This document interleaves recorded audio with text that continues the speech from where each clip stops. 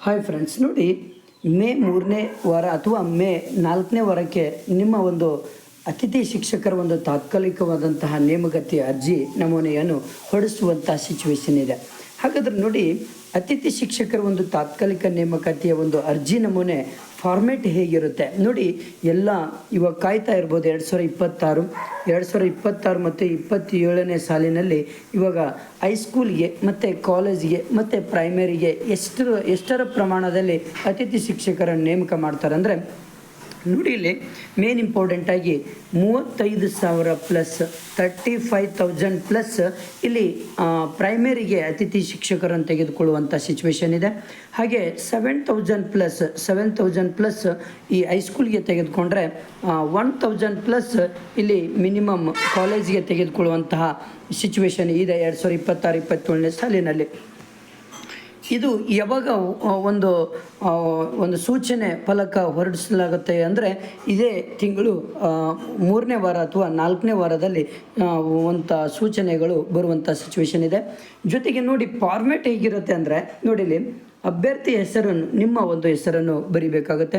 ನೀವು ಯಾವ ಹೈಸ್ಕೂಲಿಗೆ ಯಾವ ಪ್ರೈಮರಿಗೆ ನೀವು ಕೊಡಬೇಕಾಗಿರುತ್ತಲ್ವ ಆ ಒಂದು ಫಾರ್ಮೇಟ್ ಇದು. ಇಲ್ಲಿ ನಿಮ್ಮ ಅಭ್ಯರ್ಥಿ ಹೆಸರು ಇರುತ್ತೆ, ಇಲ್ಲಿ ತಂದೆ ಹೆಸರು, ನಿಮ್ಮ ತಂದೆ ಹೆಸರು ಬರಿಬೇಕಾಗುತ್ತೆ.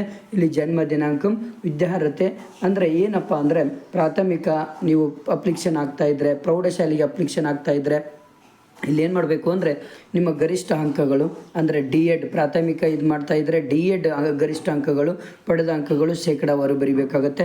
ಒಂದು ವೇಳೆ ಪ್ರೌಢಶಾಲೆಗೆ ನೀವು ಹಾಕ್ತಾಯಿದ್ರೆ ನೀವು B.Edದು ಹಾಕ್ತಾ ಇರಬೇಕಾಗತ್ತೆ.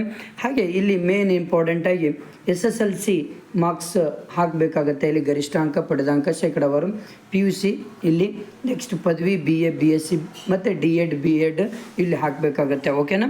ಇಷ್ಟು ನೀವು ತುಂಬಿಕೊಳ್ಬೇಕಾಗತ್ತೆ. ಕರೆಕ್ಟಾಗಿ ನೀವು ತುಂಬಿಕೊಳ್ಬೇಕು. ಫಸ್ಟ್ SSLCದು ಹಾಕಬೇಕು, ನೆಕ್ಸ್ಟ್ PUCದು ಹಾಕಬೇಕು, ಪದವಿದು ಹಾಕಬೇಕು, D.Ed B.Edದು ಹಾಕಬೇಕಾಗತ್ತೆ.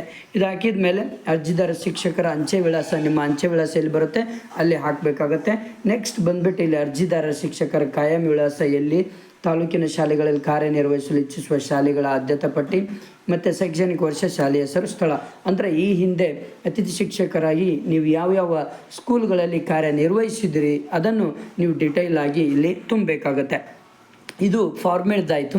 ಹಾಗೆ ಇನ್ನೊಂದು ಮೇನ್ ಇಂಪಾರ್ಟೆಂಟ್, ಯಾವ ರೀತಿ ಸೆಲೆಕ್ಟ್ ಮಾಡ್ತಾರೆ ಅನ್ನೋದು ಇಂಪಾರ್ಟೆಂಟ್ ಇರುತ್ತೆ. ನೀವು ಪ್ರೌಢಶಾಲೆಗೆ ನೀವು ಅತಿಥಿ ಶಿಕ್ಷಕರಾಗಬೇಕು ಅನಿಸಿದರೆ ಅಲ್ಲಿ ಏನಂದರೆ BSc ಅಥವಾ BA ಅಥವಾ BComದಿಂದ ನಿಮಗೆ 50% ನಿಮಗೆ ಹಿಡಿತಾರೆ.